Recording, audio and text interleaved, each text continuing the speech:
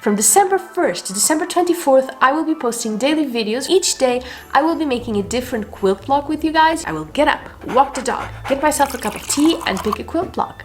And then I will cut the fabric and make it. This is my very first Vlogmas and it may just be my last because it is going to be insane. Will you join me? Then don't forget to tap the notification bell to make sure you do not miss out on any of the videos. I think I'm ready to start. Are you? Today's quilt block is called a crisscross quilt block and it is another star we're adding to our Christmas sample quilt. Now that I think of it, I could have made a Christmas sample quilt only with different stars, right? I wonder if I could find enough different designs.